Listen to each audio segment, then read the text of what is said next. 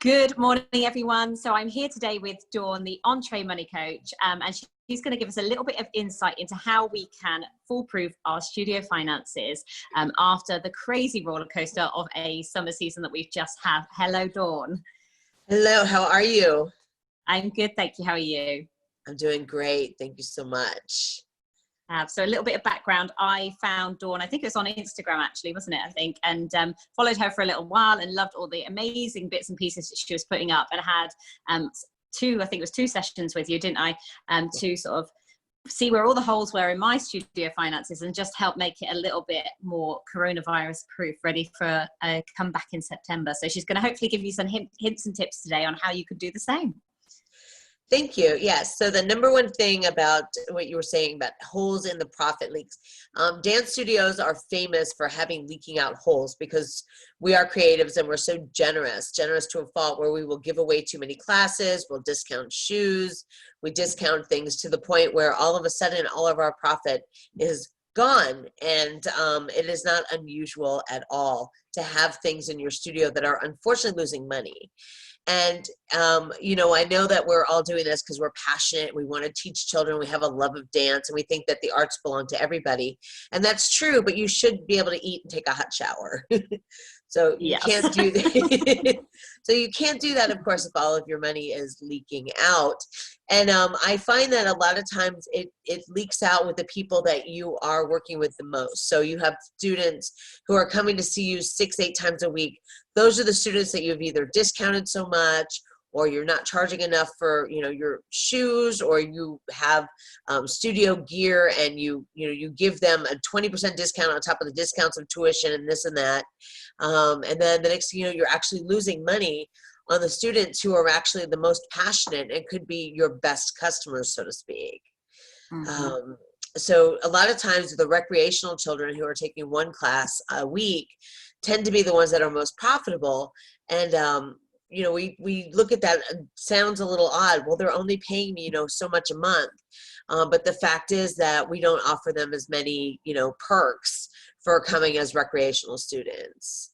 So that's number one. So if you are losing money in your business right now, first of all, there's no judgment ever. And we've all done it. And I know where it comes from. It comes from a place of just the love of the arts and wanting to give back and making sure every child, no matter who, their parents are, no matter what the circumstances are, that they get to dance if they want to dance. And that's just how we are. Hands up. I was totally guilty, wasn't I, Dawn? 100% guilty. It was my kids doing 10, 11 classes a week. And when we figured it out, they're getting them for like £3 a class, which is insane, yes. Isn't it? It is, because when we add everything up, you need to know what it costs your studio to run an hour. And a lot of times we don't know what that is. We just know what our studio costs us a month. So, mm-hmm. You know what your rent, your utilities, and those things are over the course of a month. But when we really dug down, if you remember that very painful exercise of, what is it really costing me to keep the studio open every single hour, including teaching, my dance teacher, if you have another teacher, your labor, your time, and it ends up being a lot. Sometimes it's, 40, 50 pounds an hour is what it costs you. So if your students are only paying £3 an hour and you have 5 students in there, you're paying them to come to class. And it just, it turns out that way. And, those are places where it becomes frustrating as a dance teacher, because you want to be able to make a living. You want to be able to continue to share your talents and your arts, but you can't do that when you are paying students to come to class. And, we hear it from parents. And, in full disclosure, I am a dance instructor myself. I still teach only one day a week. I'm teaching dance camp this week, though. I am going to teach dance camp here in the United States. But, I also had a studio under contract for the Army under NAV. So I've done a lot of different things. And I can tell you that, our parents are always like, well, gosh, it's so expensive, right? So the parents always want to tell you they're spending so much money on these extracurricular activities without really understanding that this isn't soccer, that we're developing the individual talents of somebody. And somebody could be a very talented soccer player. And when you get a team of 20 or 30 or 40 or 50 people, or football over there, you can charge £100 per kid for the season. And how much is that when you have 50 kids? Versus for us, that just doesn't even start to begin to cover Mm-hmm. all of our rent, all of our utilities, all of our, now with COVID, specialty cleaning, students, attire, dance teachers. I don't think parents necessarily mean anything by it when they say, my gosh, dance school is so expensive. But the reality is that they really sat down and broke it down and thought about it. It is actually no more than anything else their kids could be doing. And I think we take it very personally when we hear things like that, because it's our baby, it's our studio, it's our thing. And so, they say something along the lines of, wow, tuition is so expensive here. And we feel bad, but then you look at it and you're paying, let's say £100, but instead of doing 2 practices a week for 30 minutes playing football, they're getting 5 classes a week. Each one is, 45 minutes. And you start to add up the amount of time. And it's really not that much. It's no different. I think the tricky thing, I think parents struggle to understand, and we don't quite communicate to them sometimes, is the kid, they just see their kid comes to dance. That's one activity. They don't go, well, but she's doing ballet, tap, jazz, modern. They're not going, oh, she's doing 4 activities. And really, they are 4 separate activities. They're 4 separate genres. But they just see she does dance and it costs me £100 a month. They don't see they've got 4 separate things there for that money. So they compare it to something like football, where they just go once a week and they think, oh, it's really, but I think we need to communicate better to the parents as well. I think we do. And I think breaking it down the way we were talking about somebody taking core classes to maybe become competition team or, show team or something like that. Kids who are really passionate about the dance are going to move out of that recreational status as quickly as they can. So, I've had competition students as young as kindergarten here in the United States, so 5, 6 years old, where they were just so passionate about it and that was their thing.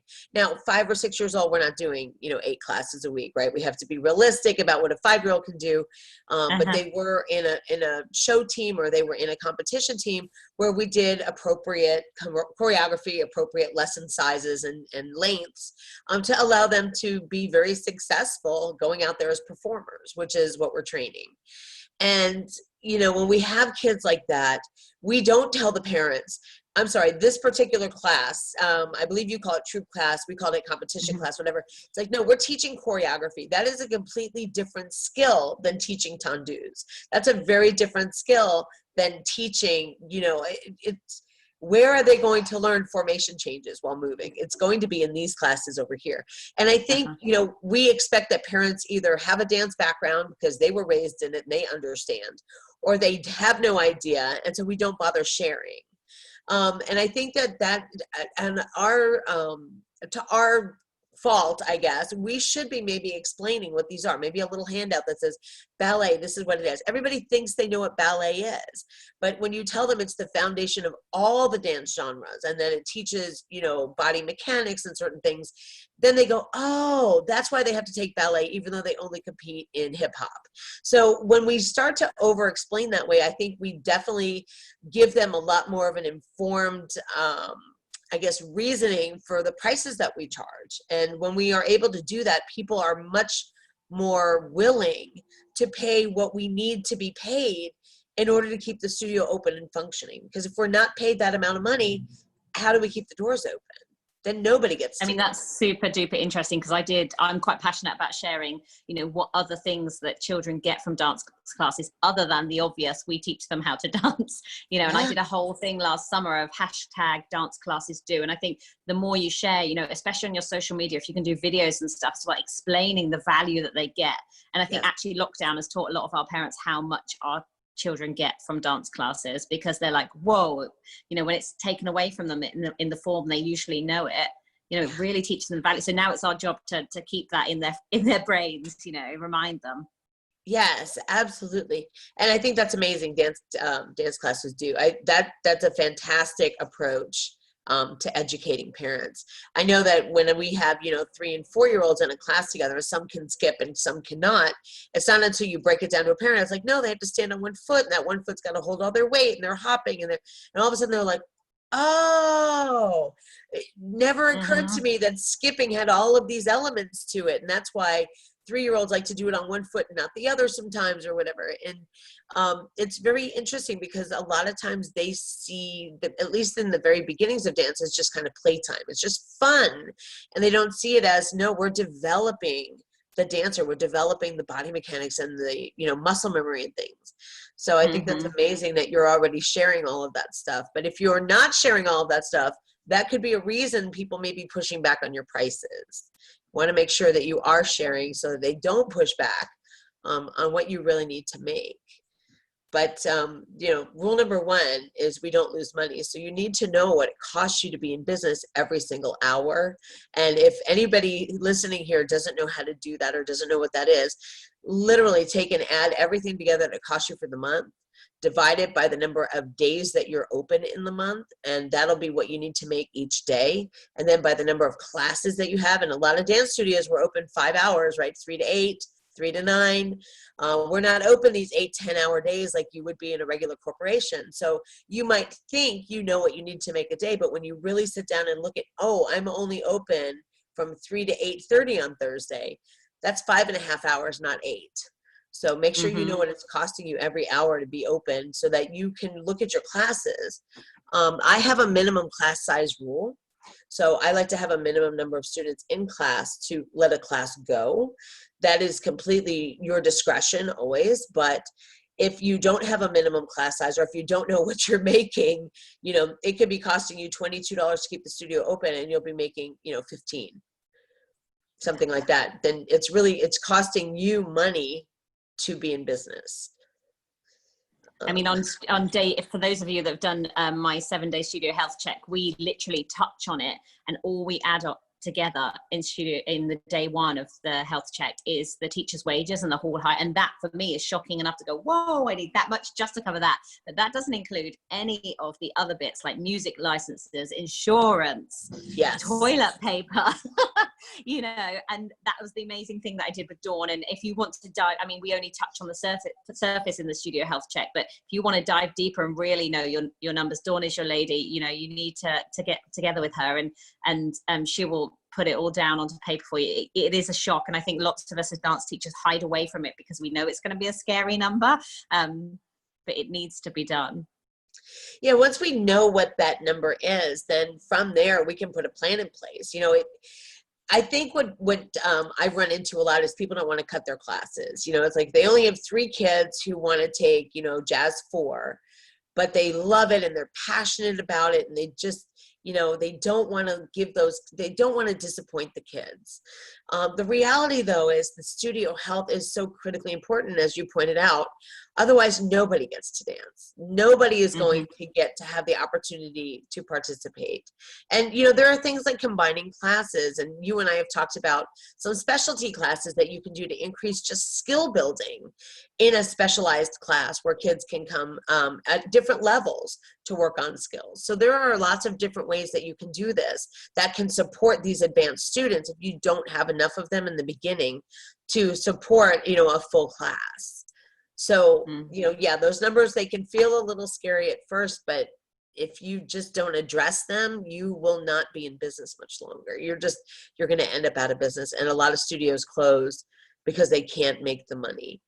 And, scholarships are another one. So raise your hand if you give scholarships to your more advanced students who really want to come, who can't afford it. Raise your hands. So, yeah, scholarships are another way that we can sometimes lose money. But, there have been some different things. I taught for tuition when I was in high school in the United States. So once I got to a certain level, in order for me to afford my extra classes, I actually became a demonstrator in class, and I was paid to be a demonstrator. So I ended up being like a teacher's assistant in some of the larger classes. So we were actually able to have more students in some of the recreational classes. Now that is a business model that I haven't really done a lot with, because my studio now, anyway, the kids, I don't have that large of a number. I have all recreational students. I do no more competition. I did for years and I loved it, but I'm old. So now I don't do it as much. I don't travel every weekend. but you know, you can do that also if you have these senior students that want this additional stuff. You know, see if you can't bring them in as demonstrators. You can bring them in as teachers' assistants, and that can offset some of their tuition, and that'll allow you to actually maybe add 3 more rec kids in there. So you're actually going to be making up whatever you're paying them, and it's going to support their ability to continue to come to more classes. So that's just another, yeah, it's just another way that we can leverage the older children and give them more dance experience. If we don't have enough children, enough senior dancers to kind of make a whole class go, we can find a different few ways to substitute that, and you know, give them scholarships and those things, having them working as dancers. Yeah, definitely. I think it's a great idea. And I've also recently found in the UK a lot of, there's a lot of grants and funding out there to help students who want to undertake a particular skill and don't have the money to do that. So I always try and encourage your parents to seek those out first. I think they see our jobs as a hobby, and so they think, oh, well, of course she can give us a bit of free tuition. You know, this isn't a real job. You know, but if we can give them the tools to go out and, you know, hand that task over to them first and say, look, these are these places that can help you get a bit of funding to do this, you know, seek those out first, because, you know, it shouldn't always fall on our shoulders to give everyone dance, you know, as much as we want to. Yeah, absolutely. And, you know, I didn't realize there were that many. I wish we had them over here, and we don't. Yeah. Typically, the grants will go to the studios here, not to the parents. So the fact that you have studio or parent grants are fantastic. Yeah. You know, the other thing I want to talk about is who is losing money on dancewear, costumes, who's losing money on all those things. What I mean by losing money is maybe you get your wholesale plus just a little bit more. But I've actually seen it where people forget things like shipping charges.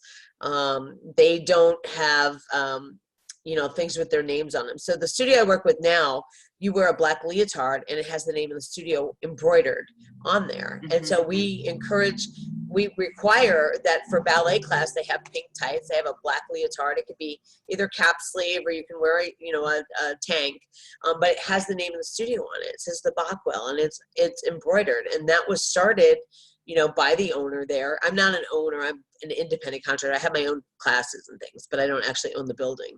And, you know, so the children have to buy the uniform to be able to come to class.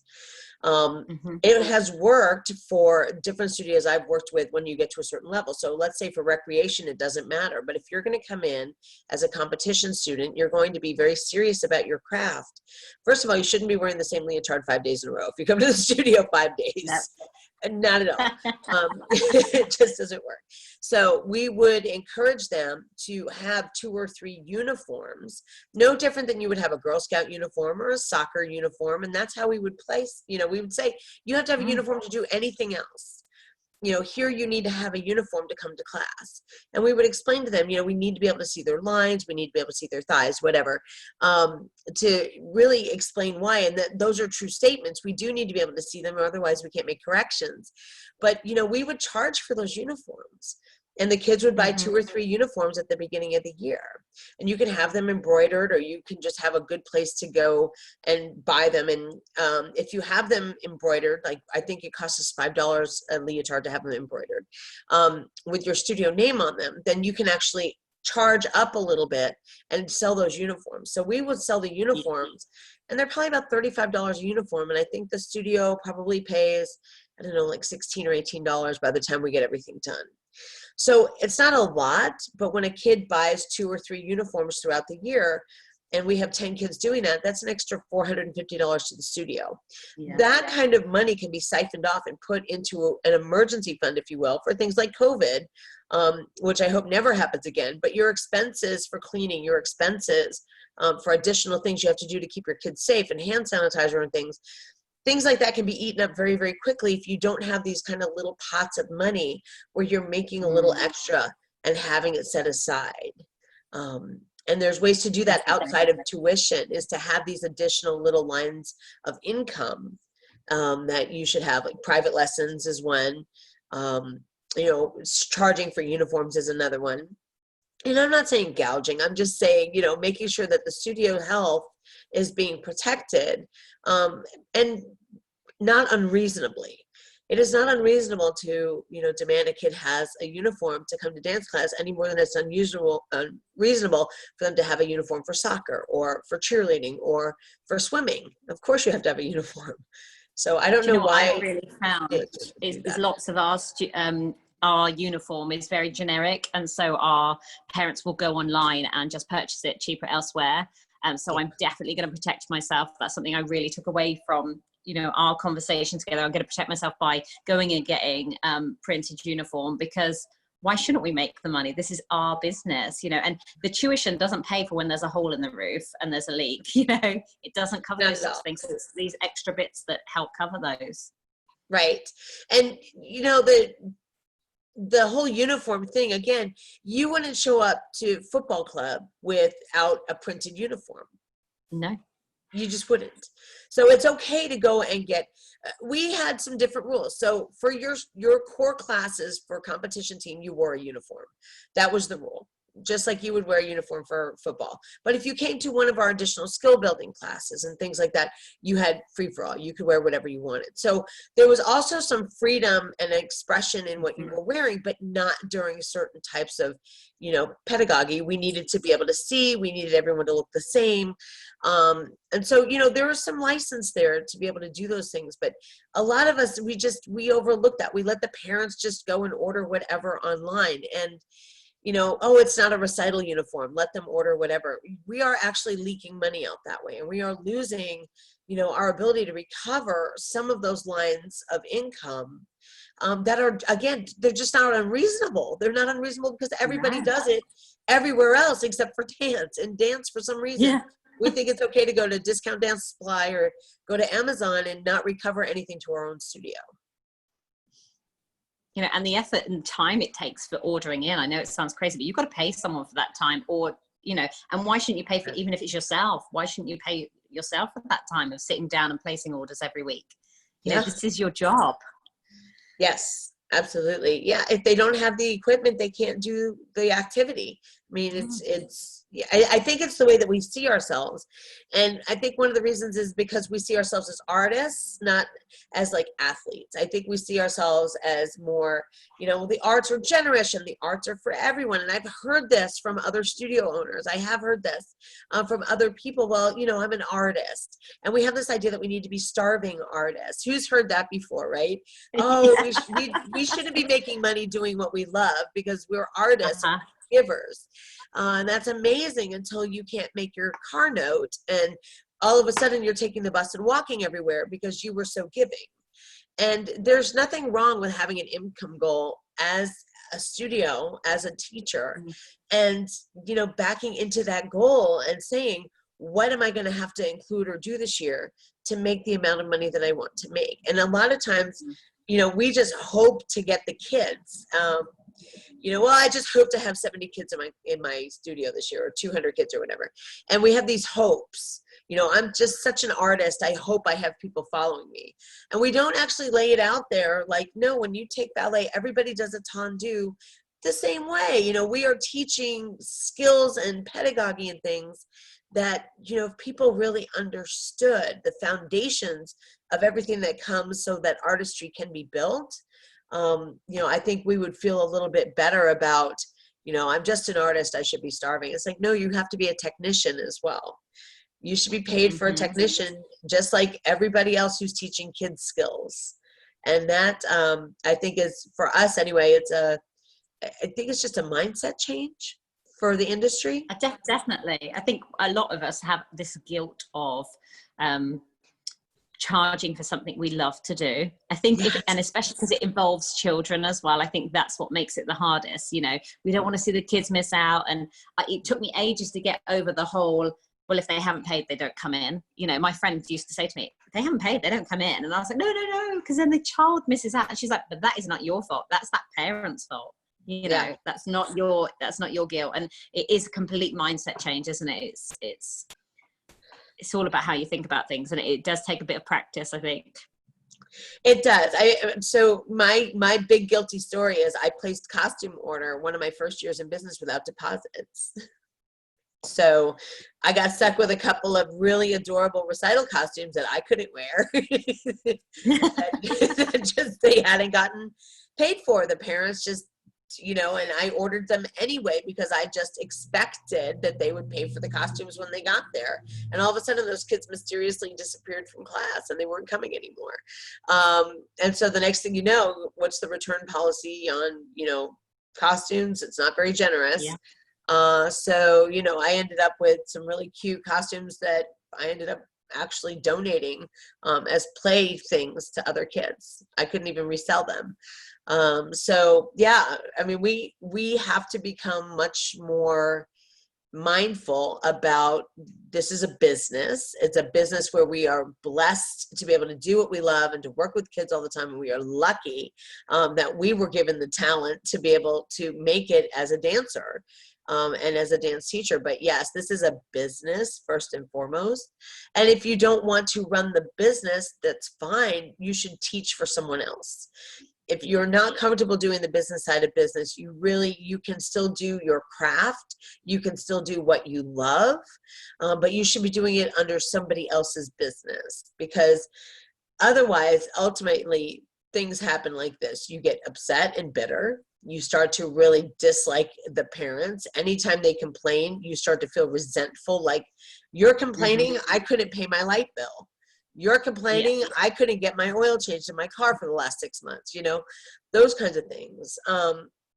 Because we get to the point where we can't even pay ourselves anymore. And if we started paying ourselves at all, that's the other one. Sometimes we just don't even, we love it so much that we would just do it for free. And we say that to ourselves, well, I would teach for free. So we have that attitude about, well, I don't need to worry about this.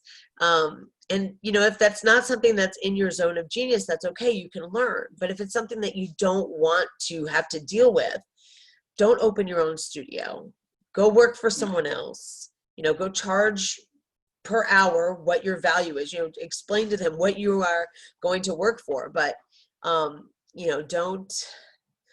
undertake something this big, because here's the thing: the kids are going to fall in love with you. And in my humble opinion, it's your responsibility that if you do undertake something like this, that you do this seriously and for the long term. You're going to have kids that start with you when they're 4, and they're going to stay with you till they're 14, and they're going to go off to college. And I have raised several dancers who are now dance teachers. I have one who is the high school dance teacher in the town where I used to teach. She came back and she actually teaches the dance, and she's the drill instructor as well for dance and drill team.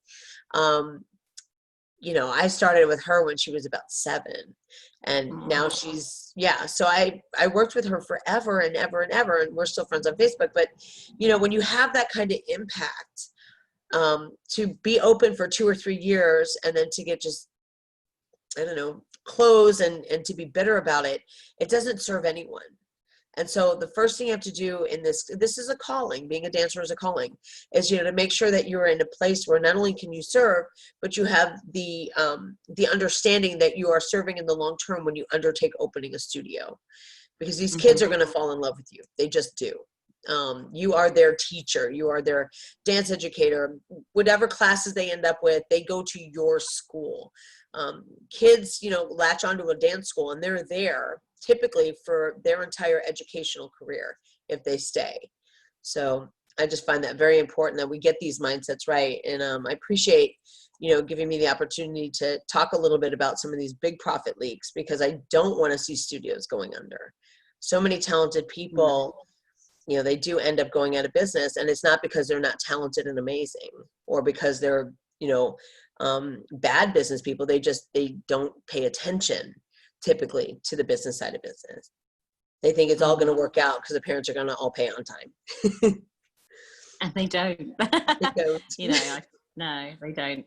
And I almost lost my own studio 2 or 3 years ago for that reason. I turned up at my premises and the locks were changed because I'd been too kind at giving discounts. I'd let people come for free, giving scholarships out, and that then meant I couldn't meet my own financial commitments, and my heart broke, and I was fortunate that I was able to pick up and carry on, but it taught me a massive lesson. Yeah.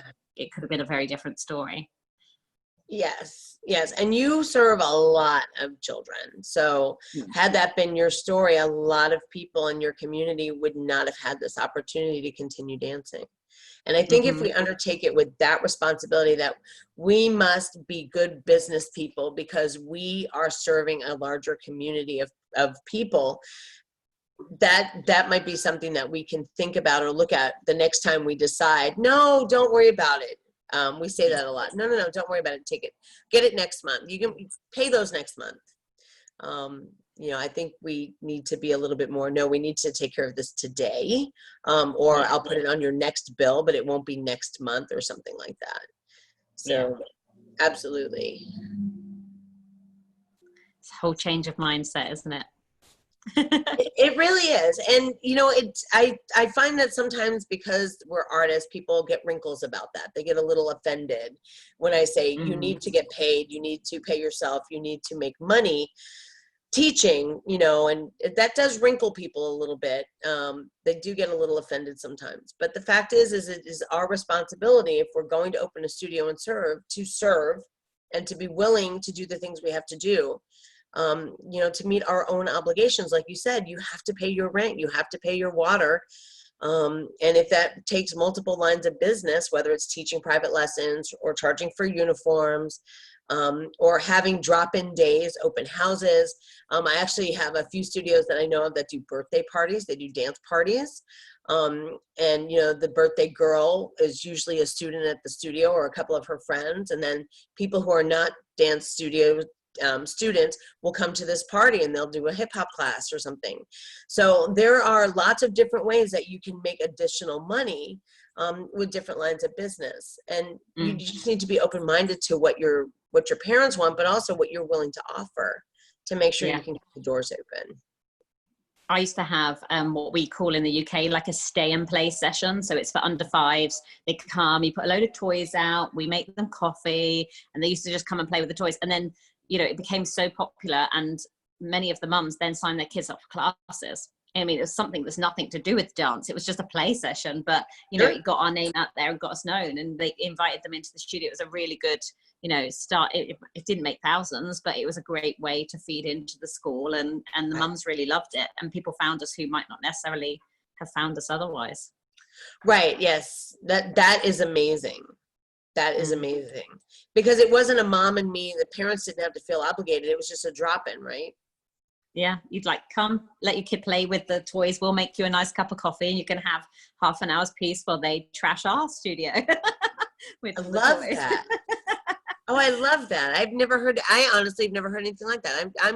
I'm used to like the mom and me classes over here for 2 and 3-year-olds and things. I had not heard of that before. That's amazing. Well, it was just my kind of idea of how can I use this space in the day, and how can I target an even younger age group than the mama and me classes, and I thought, well, they're not really going to bring their baby to a dance class. So I used to do that, and then I used to do baby music classes as well. We've stopped those at the moment, but it's definitely, when we move into our a new studio space, it's definitely something I'm going to get going again, because it was a really fun thing to do as well. Yeah, those are great ideas. And again, there are multiple lines of income. They may not make thousands, but they make something. Yes. And once you get your finances organized and you know where your money is coming from in each line of business, you can decide, you can give it a purpose, and you can say, all the money I get from these drop-in classes is going over here, and it's going to pay for a new something.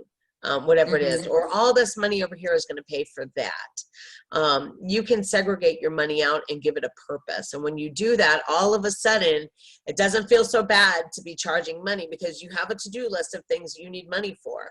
Like you said, a new roof or whatever. If you own the building, there's always maintenance to be done. Floors need to be refinished unless you're using Marley. So, there's always something that has to be taken care of. And like you said, tuition isn't going to take care of it. So creativity and multiple lines of business or multiple streams of income it's a critically important part of owning a studio anymore. Definitely. Whether we like it or not. We like it or not. Yeah, we don't like those bits, but they're there. But I'd love to know, you were just telling me about, before we came onto the call, about your new course that you've got going on, which I'd love you to tell everybody about. because it Okay. sounds fabulous. Thank you. So it's called First Steps to Profit, not just income. And it's actually moving people to understanding the difference between just generating revenue in your business and then income. So we will identify, again, what you need, your minimums that you need, some ideas about things like emergency funds, a cyclical fund thing. So basically what we're doing is we're going to get your your finances completely organized. We're going to learn all of our numbers, as scary as that sounds. We're going to learn all our numbers. And then we're going to start putting some, tools in place to protect our business and our business money at whatever level we happen to be. And of course, as you know, from working with me, I'm all about writing your own paycheck and making sure that you're being taken care of as the entrepreneur. So of course, that'll all be covered as well. So First Steps to Profit is available. It's $27.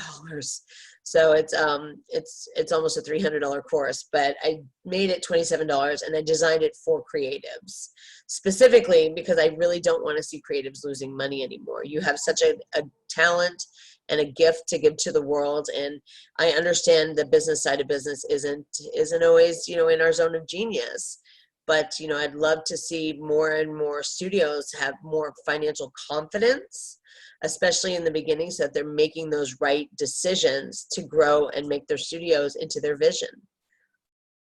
So definitely. I mean, it sounds fantastic. And I know lots of studio owners at the moment might be a little bit nervous about spending money when things are a little bit uncertain. But, I can definitely say that from doing the course with you myself, that I've already seen massive changes, and it's been within a few weeks. I'm already feeling a lot more coronavirus comfortable, I'll call it that. I don't feel the pressure anymore. I was sweating a bit about 6 weeks ago. I was really stressed about the finances, and it's definitely been the best investment I've made. So thank you, Dawn, because it's an incredible course, and the fact that you're making it more widely available to dance teachers is just incredible. So I'm grateful that you're giving that to our industry and community. Well, thank you. Yeah, and if anybody wants to look at their numbers one-on-one, I'm available for that as well. But this here is just a really good first start to get your head out of the sand, if you will. A lot of us, we just like to ignore it. We just think it's all going to be okay, and parents are going to pay, and we're just going to pay ourselves, and everything's going to be great. And, unfortunately, that's just not business. And one thing that we have to remind ourselves too, when money gets tight, what are one of the first things to go is extracurricular activities for the children.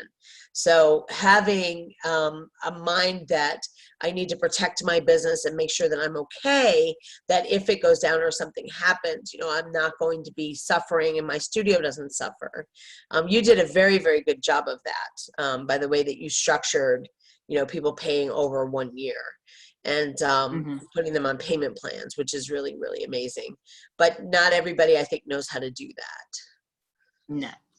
So yeah, I think, now's the time. I've definitely been very passionate throughout this whole lockdown about, there's so much we can't do at the moment as studio owners, but there's a lot that we can do. And I definitely think sitting down and looking at your finances and making your business really secure for the future is definitely something everybody should do. Yes. If you don't do it, there's not a good likelihood that you're going to be in it for the long haul. You might make it for a year or two. You might out earn your mistakes, but the first time something really happens, we're not going to be able to recover is the big problem. Yeah. So. And that's a scary prospect. Well, thank you so much, Dawn. That's been incredible. And I'm sure everyone's taken a lot of value from what you've said today. And I'll pop Dawn's email address and details in the comments. So if anybody would like to schedule a session with her or find out more about her courses, then you can do so there. But Thank you so much, Dawn. Thank you.